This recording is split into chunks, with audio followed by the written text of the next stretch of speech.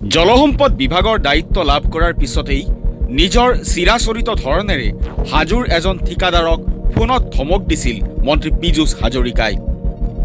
Audio' viral হ'ল।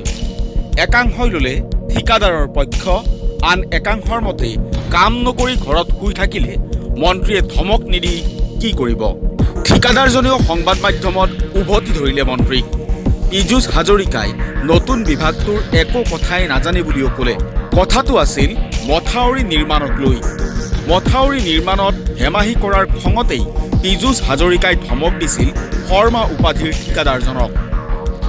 নতুন চৰকাৰখনেও হেনো সংকল্প লৈছে বানমুক্ত অসম গঢ়াৰ। মুখ্যমন্ত্ৰী ডক্টৰ হিমন্ত বিশ্ব শৰ্মাৰ কঠোৰ স্থিতি, অসম গৰাখহনীয়া মুক্ত হ'বই লাগিব, অসম বানমুক্ত হ'বই লাগিব। যদি সেয়াই হয় তেনেহ'লে এই দৃশ্য হয়তো আমি আগলৈ নেদেখাৰ সৌভাগ্য ঘটিব। আপোনাৰ কিজানি ভাৱ হৈছে যে আমি ফাইল ফুটেজ দেখুৱাইছোঁ, কিন্তু নহয়, এয়া এতিয়াৰ দৃশ্য। বিশ্বনাথত এইদৰে খহিছে নৈৰ গৰা। মথাউৰি খহি জাহ গৈছে লুইতৰ বুকুত। মহাবাহুৱে চপৰা চপৰে খহাই নিছে বিশ্বনাথৰ এইসমূহ মথাউৰি। ঘৰ দুৱাৰ এৰি নিৰাপদ স্থানলৈ ঢাপলি মেলিছে গাঁওবাসী। নৈৰ বুকুত জাহ গৈছে বহু গাঁও। এই বেদনাদায়ক দৃশ্য সম্ভৱ হৈছে কেৱল আৰু কেৱল জলসম্পদ বিভাগ আৰু সেই নিৰ্দিষ্ট অঞ্চলৰ ঠিকাদাৰৰ কামচোৰ মনোভাৱ আৰু হেমাহিৰ বাবেই।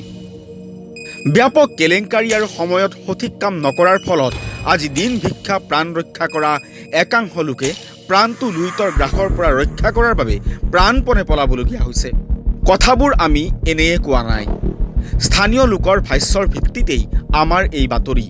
শুনক আপোনালোকেও। এইখিনি জেগাত ৫ নং কুমলীয়া জোলাপাৰা যিডোখৰ ঠাই, ইয়াত কেইবা কোটি টকাৰ কাম জিঅ'বেগৰ কাম চলি আছে, বৰ্তমানলৈকে চলি আছে। কথা হ'ল কি, যিটো কামৰ যিটো ফাউণ্ডেশ্যন, পানীৰ তলত যিখিনি কাম হ'ব লাগিছিল সেইখিনি কাম সম্ভৱ হোৱা নাই। আমি ৰাইজৰ পৰা বা ইয়াৰ যিখিনি শ্ৰমিক, সেই শ্ৰমিকসকলে আমাক কোৱা মতে সেইখিনি কাম হোৱা নাই বুলি আমাক শ্ৰমিকসকলে নিজে জনাইছে।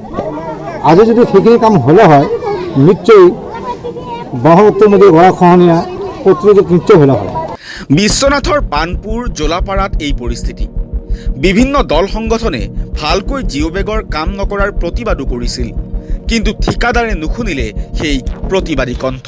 স্থানীয় ৰাইজ তথা দল সংগঠন, বিশেষকৈ আমচুৰ সহযোগত যিখিনি প্ৰতিবাদ হৈ আহিছিলে, সেই প্ৰতিবাদক 1% তেওঁলোকে গ্ৰাহ্য নকৰা আজি যিটো পৰিস্থিতি হৈছে, এই পৰিস্থিতিত ৰাইজে যদি কিবা অঘটন ঘটায় ইয়াৰ সম্পূৰ্ণ দায়িত্ব আমাৰ জিলা প্ৰশাসনৰ হ'ব।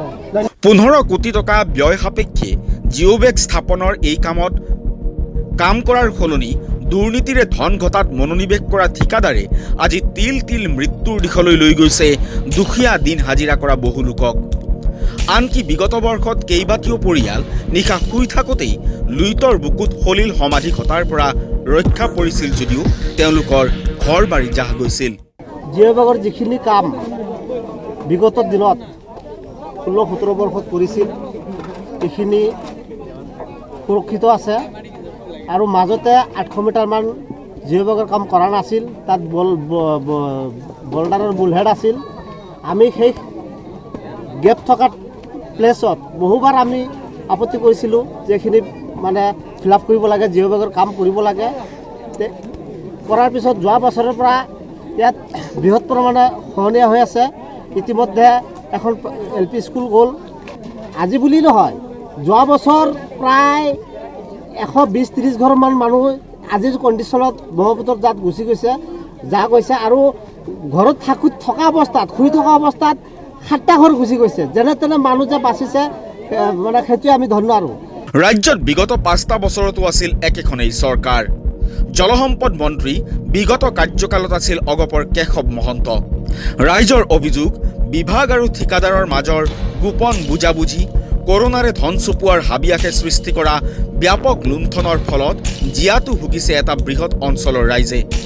এতিয়া প্ৰশ্ন হয়, নতুন মন্ত্ৰী পীযুষ হাজৰিকাই এইসকল লোকৰ অভিযোগক গুৰুত্ব দি ঠিকাদাৰক নাকি লগাই ৰক্ষা কৰিবনে বিশ্বনাথ তথা অসমৰ ভিন্ন প্ৰান্তৰ নৈপৰীয়া ৰাইজক? নে হাজোৰ ঠিকাদাৰক ধমক দিয়া কাৰ্য কেৱল নতুনকৈ বিভাগ লাভ কৰি গিমিক সৃষ্টিৰ বাবে কৰা চমকহে হৈ ৰ'ব? আমি নজৰ ৰাখিম। কেশৱ মহন্তৰ কাৰ্যকালত কাম নকৰি ধন ঘটা একাংশ দুৰ্নীতিৰ উপাসক ঠিকাদাৰক উচিত শিক্ষা দি মুখ্যমন্ত্ৰীৰ আশ্বাসৰ বানমুক্ত খহনীয়ামুক্ত অসম গঢ়াত নতুন জলসম্পদ মন্ত্ৰী পীযুষ হাজৰিকাই কি অৱদান আগবঢ়ায় তাৰ ওপৰত তীক্ষ্ণ নজৰ থাকিব আমাৰ। আমি দেখুৱাই যাম দৃশ্য। Bureau report DB news.